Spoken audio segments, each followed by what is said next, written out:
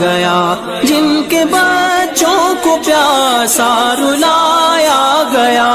جن کی گردن پہ خنجر چلایا گیا،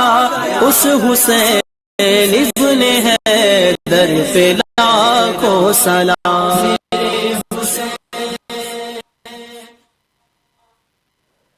10 محرم الحرام کی مناسبت سے خصوصی نشریات جاری ہے۔ ہمارے ساتھ اسد جری صاحب موجود ہیں۔ پچھلے سیگمنٹ میں بات کی آج کے دن کے حوالے سے، شہادتوں کے حوالے سے۔ سیگمنٹ بھی آخری ہے، اسد بھائی بس اختتامی لمحات ہیں۔ شام غریباں بعد شام غریباں، اس کا حوالہ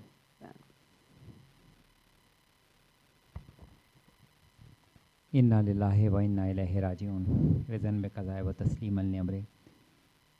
سب سے پہلے میں علی اسٹوڈیوز جن کی جانب سے ایام قضاء کی مناسبت سے یہ پروگرامز کا سلسلہ ہوا اور 8 محرم، 9 محرم اور پھر 10 محرم کے احوال بیان ہوئے، تذکرہ شہادت بیان ہوئے، کربلا کے چیدہ چیدہ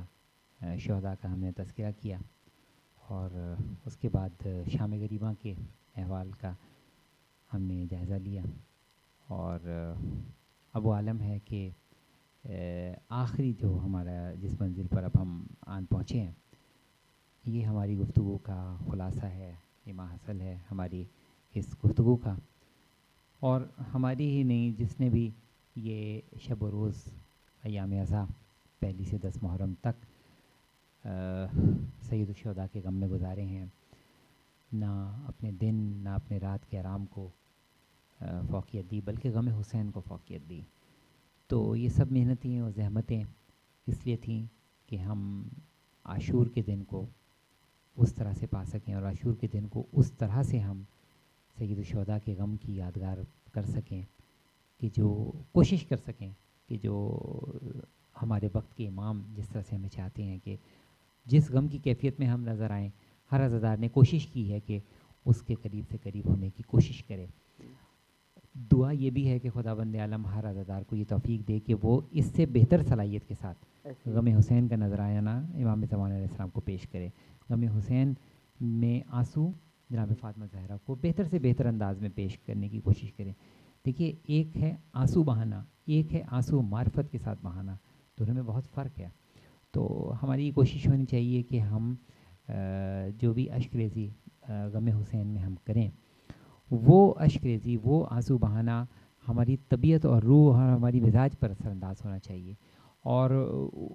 وہ اس طرح سے اثر انداز ہو کہ اس کے عوامل، اس کے امپیکٹس، اس کے آفٹر امپیکٹس ہمیں پورے سال بھر میں نظر آئیں۔ یعنی اگر کسی جوان نے علی اکبر کا تذکرہ سنا،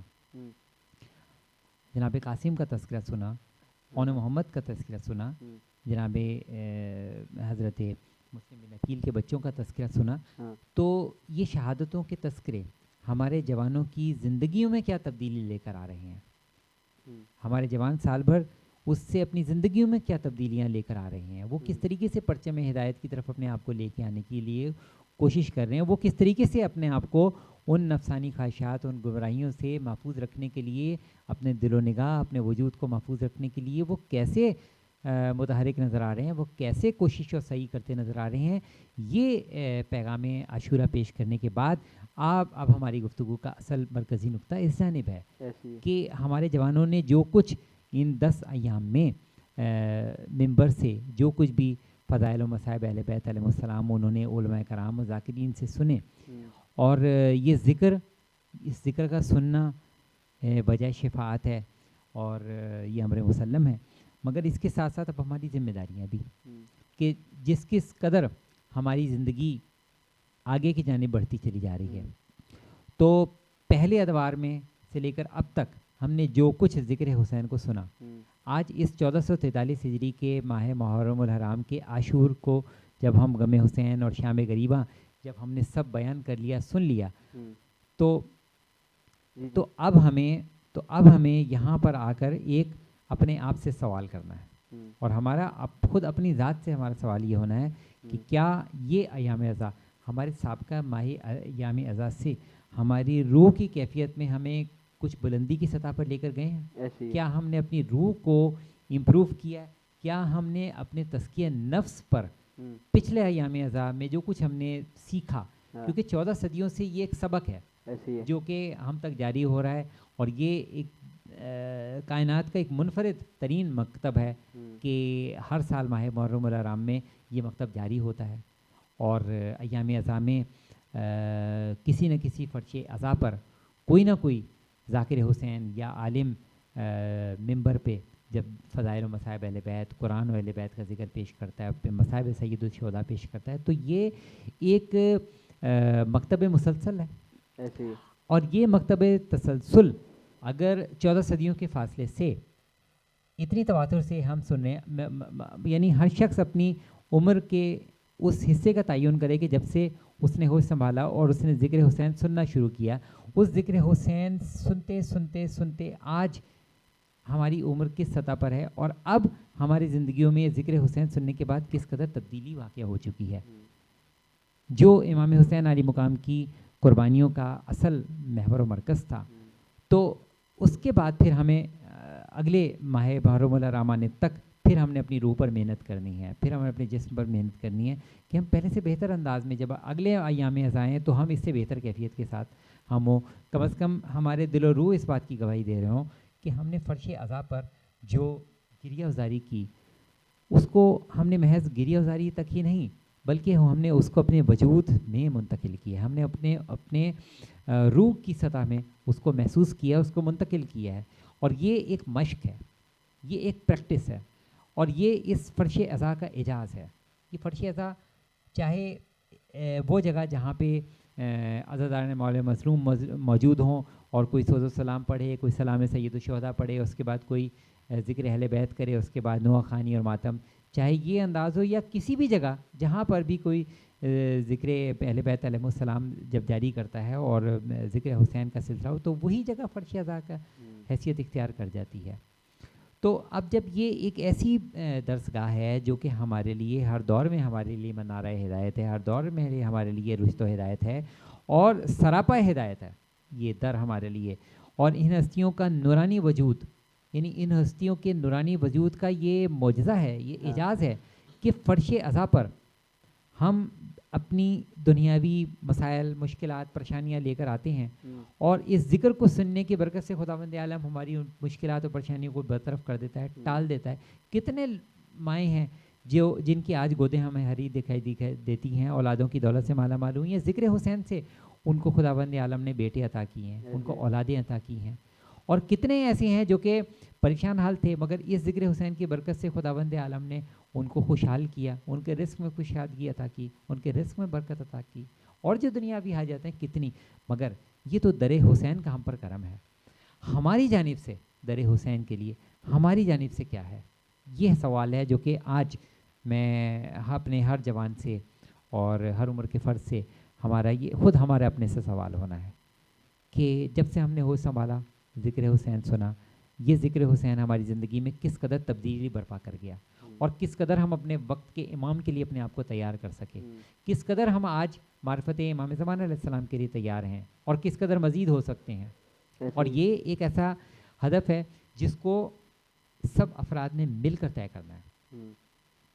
فرد واحد اپنی جگہ پر اس کی کوشش، لیکن اس کا خاندان، اس کا حلقہ احباب، اس کا سرکل، یہ وہ افراد ہیں جہاں پر وہ اٹھتا بیٹھتا ہے، جہاں پر اپنی زندگی بسر کرتا ہے، اور یہ تمام افراد اس کی طبیعت پر، اس کی سوچ پر اثر انداز ہو رہے ہوتے ہیں، اس کے مائنڈ سیٹ پر اثر انداز ہو رہے ہوتے ہیں. تو وہ گھروں میں بزرگ ہستیاں، بزرگ شخصیات جن کے پاس ایک طویل تجربہ ہے، جو طویل عرصے سے ذکر حسین کو سنتے چلے آ رہے ہیں، اب وہ کس انداز میں اس ذکر حسین سے اپنے نوجوانوں، اپنی نئی نسل کی زندگیوں میں تبدیلیاں لا سکے ہیں، یہ آج کے لیے ہمارے لیے ایک اہم نقطہ ہے جس پر ہمیں ہر گھر میں بیٹھ کے غور کرنا ہے، اور اس پر ہم نے باقاعدہ ایک اسٹریٹجی کی شکل میں ہم نے اس پر کام کرنا ہے، کیونکہ ہمارے گرد ہر وقت ایک شیطانی جال ہے، ہر لمحہ، اور وہ ہمیں ہر وقت نفسانی خواہشات پر الجھانے کے در پہ ہے. ہر وقت شیطانی ایک روش ہے جو کہ چاروں طرف ہمیں دکھائی دے رہی ہے. ہمیں اس سے بچنا کیسے ہے؟ وہ امام زمان علیہ السلام جو کہ ہمارے پردہ غیبت میں ہیں. تو یہ جو ایام اعزا سے ہم نے جو ذکر پیش کیا ہے یہ سارا کا سارا ہمارے لیے ایک میراث ہے. اور چونکہ آپ نے ذکر کیا شام غریبہ کے حوالے سے اور پھر بعد از شہادت امام حسین علیہ السلام، تو میں ایک واقعہ بیان کرتا چلوں اور اسی واقعے کے ذیل میں پھر انشاءاللہ اس گفتگو کو ہم اختتام کی سطح تک لے کے جائیں گے. اور وہ یہ کہ جناب حضرت عبداللہ بن عباس سے یہ روایت منقول ہے کہ وہ روز عاشور سوئے ہوئے تھے، تو وہ خواب میں دیکھتے ہیں کہ پیغمبر اسلام حضرت محمد مصطفیٰ صلی اللہ علیہ وآلہ وسلم سرکار خاتم مرتبت ان کے خواب میں تشریف لائے ہیں اس عالم میں کہ ان کے بال پریشان اور ان کے بالوں میں گرد و غبار، اور ان کے ہاتھ میں ایک شیشہ تھا جس میں خون تھا، لہو تھا. تو عبداللہ بن عباس نے پیغمبر اسلام سے یہ عرض کی کہ میرے والدین آپ پر قربان ہوں، اس شیشی میں کیا ہے؟ تو پیغمبر اسلام نے فرمایا کہ اس شیشی میں امام حسین اور ان کے ساتھیوں، ان کے اصحاب کا خون ہے، جسے میں نے اس روز سے کے لیے محفوظ کر لیا جو کہ امام حسین کے قتل کا روز ہے. قتل حسین کے روز کے لیے میں نے اس کو محفوظ کر لیا ہے. اور پھر آپ نے بعد کربلا کے بعد کے واقعات کا ذکر کیا. جب امام حسین علی مقام شہید ہو گئے تو اس واقعے کا اثر یہ تھا کہ 3 دن تک دنیا میں تاریکی چھائی رہی، اور یہ عالم تھا کہ اتنی تاریکی ہو گئی کہ لوگ یہ سمجھے کہ شاید قیامت برپا ہو گئی، اور دن کو ان لوگوں کو ستارے نظر آنے لگے، اور آسمان کا یہ عالم تھا کہ ایسا لگتا تھا جیسے کواکب آپس میں ٹکرا رہے ہوں، دور دور تک ایسا لگتا تھا جیسے سورج کی روشنی کا دور دور تک نام و نشان نہیں. اور 3 دن تک یہ عالم رہا کیونکہ آسمان و زمین گریا کر رہے تھے، کائنات کی مخلوقات امام حسین علی مقام پر گریا کر رہے تھے، کیونکہ سید الشہداء اس وقت کائنات کی برگزیدہ ترین شخصیت جو کہ پیغمبر اسلام کے نور کا حصہ تھے، جن کو اس دنیا میں جس طرح سے بے ایمانہ انداز میں شہید کیا گیا، تو اب کائنات کا ذرہ ذرہ اس غم کو ظاہر کر رہا تھا. ایک غم وہ ہے جو میں اور آپ ان شب و روز میں ظاہر کر رہے ہیں، ایک غم وہ تھا جو کہ سید الشہداء کی شہادت کے بعد کائنات کے ذرے ذرے نے جس غم کا اظہار کیا، اور کائنات میں چھائی ہوئی، کائنات میں پھیلی ہوئی تاریکی یہ ظاہر کر رہی تھی کہ وہ ماہ انور سید الشہداء امام حسین علی مقام، وہ دل بند رسول، وہ نواسہ رسول، ان کو جس طرح سے شہید کیا گیا. حسین کل بھی حق پہ تھے، حسین آج بھی حق پہ ہیں، اور حسین ہمیشہ حق پر رہیں گے. کائنات کے ذرے ذرے نے اس بات پر کی گواہی دی. یہی وجہ ہے کہ آسمان سید الشہداء کی شہادت میں آسمان سے خون برسا، آسمان سے خون جاری ہوا. تو یہ تمام حالات و واقعات وہ تمام شواہد جو کہ زمینی شواہد ہیں، جو کہ کائناتی شواہد ہیں، جو کہ واقعات کربلا کے بعد ظاہر ہو رہے، اور واقعہ کربلا کے معجزات جس طریقے سے پے در پے ظاہر ہوتے رہے، کہ جس طرح سے مخدرات عصمت کا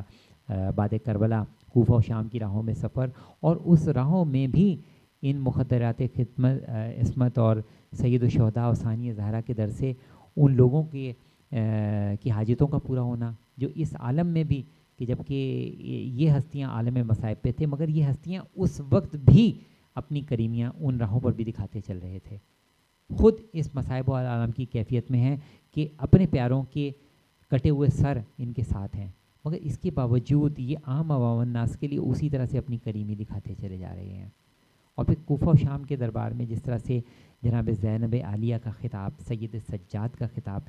یہ وہ خطاب ہیں جو کہ تاریخ اسلام کا ورثہ ہے، تاریخ اسلام کی میراث ہے.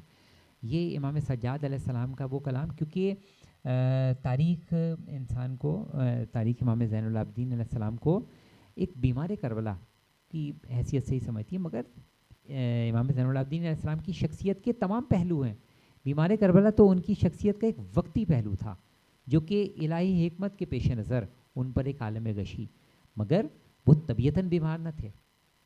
طبیعتاً وہ ذوف کا شکار نہ تھے، معصوم پر ذوف نہیں ہوا کرتا. تو امام زین العابدین علیہ السلام نے جس طرح سے کوفہ شام کے دربار میں جس طرح سے رکوع و سجود انجام دیے ہیں، کہ ایک رکوع کسی مقام پہ، دوسرا سجدہ کسی مقام پہ، تیسرا سجدہ کسی مقام پہ، یہ جو سجود امام زین العابدین علیہ السلام کوفہ کے دربار میں اپنے سجود کی نشانیاں، جس طرح سے امام زین العابدین علیہ السلام دربار یزید میں، دربار بن زیاد میں جس طریقے سے اپنے سجود کی یہ نشانیاں چھوڑ کے آئے ہیں، یہ نشانیاں آج ہمارے لیے منارہ ہدایت ہیں، آج ہمارے لیے نشان ہدایت ہیں کہ ہم کربلا والوں کا غم منائیں، مگر عبادت الہی کو ہم فوقیت دیتے رہیں. عبادت الہی کو ایک لمحہ کے لیے بھی ہم پس انداز نہ کریں. امام حسین کے چاہنے والے کی نماز قضا نہ ہو, نماز واجب کے وقت نماز کو ترجیح دے گا, کیونکہ سید الشہداء کا یہ پیغام کہ کہاں تو وہ عالم ہے کہ فوج اشکیا حملہ کرنے کے در پہ ہیں, مگر امام حسین علیہ مقام اس وقت نماز کے لیے مصروف عمل. پیغام اور درس کیا ہے سید الشہداء کے لیے کہ ہم اسی کے لیے تو آئے ہیں. یہی وجہ ہے کہ مولا متقیان حضرت علی بن طالب علیہ السلام نے بھی, اور انہی کی سیرت تو امام حسین علیہ مقام نے میدان کربلا میں جاری کی کہ فوجوں کا رن پڑا ہوا ہے اور وہاں اس عالم میں وہ نماز کے وقت مصلی عبادت مصروف عبادت ہے. تو ہمارے لیے اس میں پیغام ہے. اور کربلا کا واقعہ, کربلا کے کا درس ہر عمر کے فرد کے لیے اپنے اپنے مقام پر ہدایت ہے. ہر شخص واقعہ کربلا کو اپنی پوری زندگی میں سمونے کی کوشش کرے. شب و روز میں ہم اپنے آپ کو, اب چونکہ یہ 10 محرم کے بعد کے جو ایام ہیں, ان میں پہلے 10 محرم تک جو ہماری مسلسل پے در پے مصروفیت ہوتی ہیں, ایک لگن ہوتی ہے کہ ایک مجلس اعزا, اس کے بعد دوسری مجلس اعزا, ایک فرش اعزا, دوسری فرش اعزا, اور اس کے بعد ایک جستجو ہوتی ہے کہ بس یہ 10 ایام میں ہم نے غم حسین میں زیادہ سے زیادہ وقت صرف کرنا ہے. 10 محرم کے بعد کچھ سلسلہ ایسے وقتی طور پہ ایسا تھم جاتا ہے کہ جس کے بعد ہم اس کیفیت سے باہر آ جاتے ہیں. تو اب یہ ہمارے لیے سوچنے سمجھنے کے وقت ہوتے ہیں. اب جب ہم 11 محرم کو فرش اعزا پہ بیٹھیں گے تو اب ہمارے ذہن کے دریچے اب ہمارے کھلنے چاہیے, کیونکہ 10 دنوں میں یہ جو ہمارا جوش و بلبلہ تھا, یہ جو ہماری ایک لگن تھی, یہ لگن ہماری کس مقصد کے لیے تھی؟ ہم آئے, ہم بے ہدف اس فرش اعزا پر آئے, یا ہم کسی ہدف کے ساتھ آئے تھے؟ اس کا ہمیں تعین کرنا ہے. اور اس کو تعین کرنے کا بہترین طریقہ یہ ہے کہ یہ جو ایام اعزا کے باقی ایام ہیں, کہ سوئم سید الشہداء ہے, کربلا کے شہیدوں کے سوئم کے ایام ہیں, اس کے بعد پھر 12 محرم سے پے در پے ایام شہادت, اور اس کے بعد 8 ربیع الاول تک یہ جو مسلسل یہ جو ایام اعزا ہیں, اس میں ہمیں اپنے ذہن کے دریچوں کو کھولنا ہے, اپنے روح کے دریچوں کو ہم نے کھولنا ہے, اور ہم نے یہ کوشش کرنی ہے کہ ہم اپنے آپ کو روح کربلا سے ہر لمحہ کنیکٹ رکھیں. جس قدر ہم اپنے آپ کو روح کربلا سے کنیکٹ رکھتے چلے جائیں گے, جب بھی کبھی ہم اپنے دل میں غم حسین کو محسوس کریں, ہم اپنا رخ کریں کربلا کی طرف, اور صرف فقط اتنا ہی کہیں کہ السلام علیکم یا ابا عبداللہ الحسین, اور امام حسین علی مقام کی روح سے ہم مدد طلب کریں کہ سید الشہداء, ہم آپ کی روح سے ہی مدد طلب کرتے ہیں کہ ہماری روح کے اندر وہ جذبہ پیدا کر دیجئے جو کہ آپ کے ناصر ہونے کا درجہ ہونا چاہیے. وقت کے امام کی نصرت کرتے ہوئے آپ ہمارے اندر وہ قلب و روح میں وہ کیفیت پیدا کیجیے. مولا مشکل کشا حضرت علی بن طالب علیہ السلام, جن کے وسیلے سے ہماری مشکلیں ٹلتی ہیں, مولا مشکل کشا کو ہم پکاریں کہ مولا مشکل کشا, ہم نے ایام اعزا میں یہ درس حاصل کیا, یہ درس کربلا ہم نے حاصل کیا, مولا مشکل کشا آپ ہماری مدد کیجیے کہ اب ہم اپنی زندگیوں میں تبدیلیاں لائیں, ہم اسی طرح سے آخرت کے فرزند بنیں جیسے کہ آپ اپنے فرزند امام حسن مصطفیٰ علیہ السلام کو نصیحت فرمانے ہیں کہ دنیا پرست نہ بنو, دنیا کے فرزند نہ بنو, بلکہ آخرت کے فرزند بنو. تو یہاں مولا علی آپ ہماری مدد کیجیے, کیونکہ ہماری کوئی حقیقت نہیں, ہماری کیا حیثیت, ہماری کیا طاقت کہ ہم توفیق محمد والے محمد کے بغیر اس راہ میں آگے سفر کر سکیں. یہ تو توفیق محمد والے محمد ہے جو کہ ہمارے بزرگان کی شامل حال رہی, اور ہمارے شامل حال ہے کہ جو ہم یہ 10 دن خداوند عالم کی جانب سے لطف و کرم ہے ہمارے لیے, اور ہم میں سے ہر ایک کو اس بات پر رب العزت کا شکر گزار ہونا ہے کہ خدایا تو نے سانسوں کو اتنی مہلت دے دی کہ ہمیں محرم کی یہ 10 ایام عطا کیے, ہمیں ایک بار پھر ایام اعزا عطا کیے کہ جو ہمارے لیے شفاعت کا باعث بنیں گے.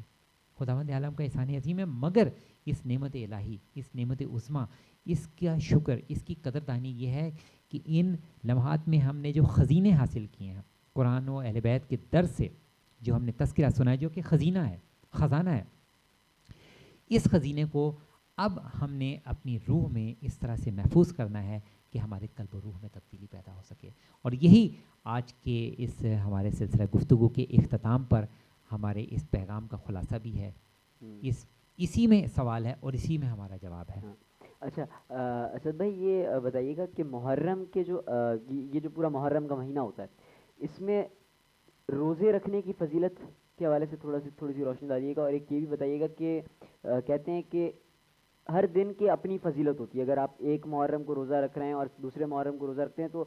فار ایگزامپل یہ ہے کہ بالفرض 2 محرم کے روزے کی فضیلت زیادہ ہوگی بنسبت پہلے دن کے روزہ رکھنے کی. اس حوالے سے بھی تھوڑا سا دیکھیے ایام محرم الحرام میں جہاں تک روزے کے حوالے سے مستحب روزے کی بات ہو رہی ہے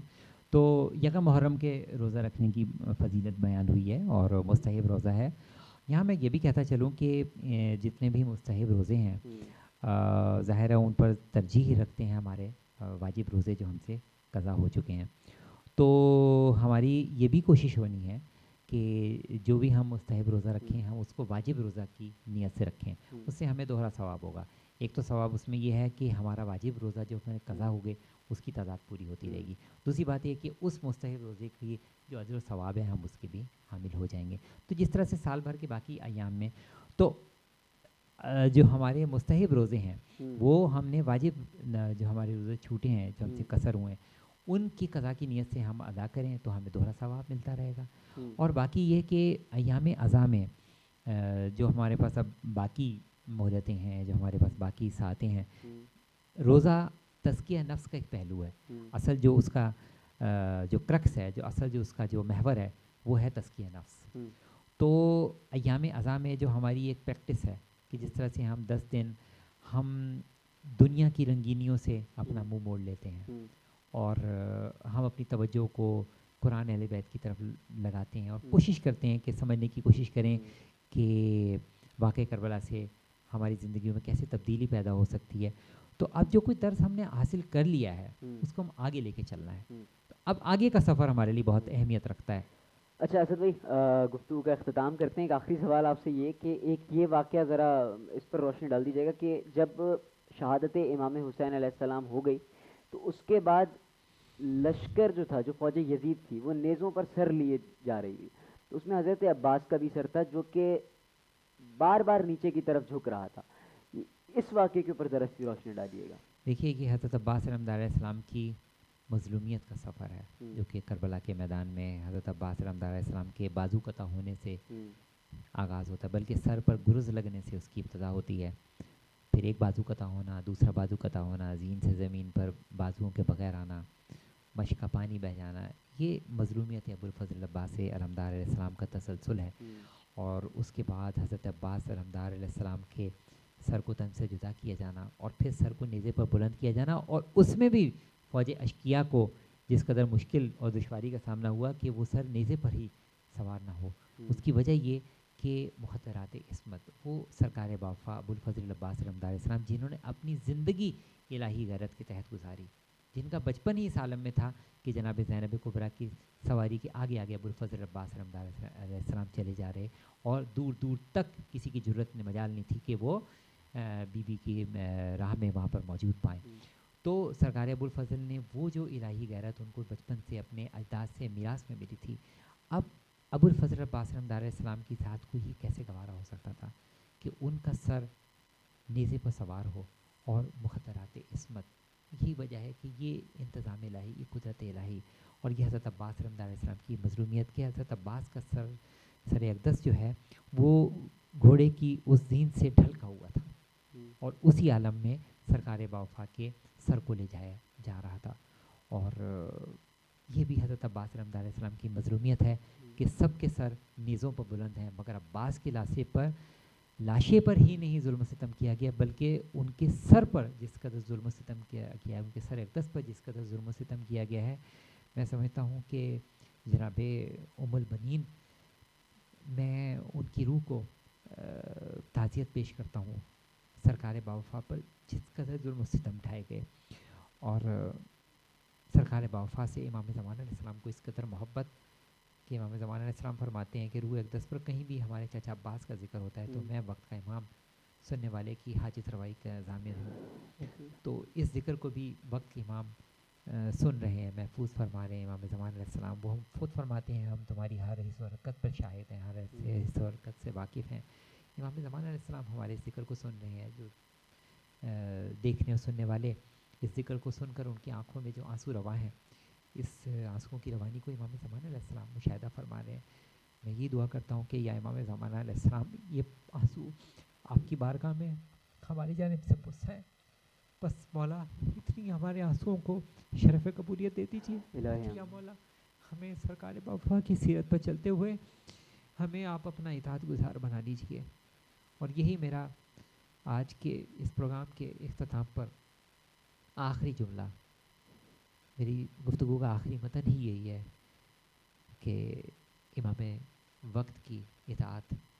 امام وقت کی معرفت، سیرت حضرت عباس علمدار علیہ السلام پہ چلتے ہوئے ہر وہ جو وفا شعار ہے، ہر جو حضرت عباس علمدار علیہ السلام کی وفا کا شیدائی ہے، اس کو وقت کے امام کا بہترین مطیع بھی بننا ہے، اس کو وقت کے امام کا بہترین اطاعت گزار بھی بننا ہے، اس کو بہترین پاک باز انسان بھی بننا ہے، اس کو بہترین تقوی کا حامل انسان بھی بننا ہے۔ اب تک کی زندگی میں جو کچھ بھی غفلتیں ہو چکی، جو کچھ بھی کوتاہیاں ہو چکی، عدم معرفت کی وجہ سے، غفلت کی وجہ سے، کوتاہیوں کی وجہ سے، عدم توجہ کی وجہ سے، جو کچھ بھی صاحب کا زندگیوں میں آج تک ہم معرفت امام وقت سے، اطاعت امام سے جس قدر ہم دور رہ لیے، مگر اب ہمارے پاس دامن وقت میں گنجائش باقی نہیں ہے، وقت کا امام کا ظہور بہت نزدیک ہے، تو ہمیں توفیق طلب کرنی ہے سرکار باوفا کی روح سے، فرات کے ساحل پر ابوالفضل عباس علمدار علیہ السلام کے کف عباس کی جب حاضری کے لیے جائیں، جب کف عباس پر ہم زیارت کے لیے جائیں، تو اپنے مولا کی شانوں کے اس مقام مظلومیت کو یاد کرتے ہوئے، اپنی مولا کی شہادت کے مقام کو یاد کرتے ہوئے،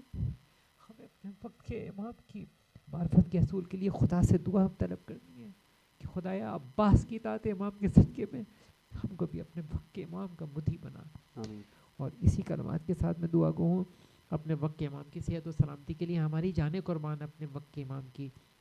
جان پر، اور اپنے وقت کے امام کی صحت و سلامتی پر ہمیں تمام حاجتوں پر مقدم رکھنا ہے، اپنے وقت کے امام کے ظہور کی تمنا پہ۔ تمام ہماری حاجتیں ہماری ثانوی حیثیت رکھتی ہیں، سیکنڈری حیثیت رکھتی ہیں، فوقیت ہے وقت کے امام کے ظہور، کیونکہ ہمارے امام کے ظہور میں ہی ہماری تمام مشکلات اور پریشانیوں سے نکلنے کی نجات ہے۔ خدایا جو یہ علی اسٹوڈیوز کی جانب سے یہ گفتگو کا سلسلہ جاری رہا، میں آخر میں اس دعا کے ساتھ گفتگو کو اختتام کر رہا ہوں کہ خداوند عالم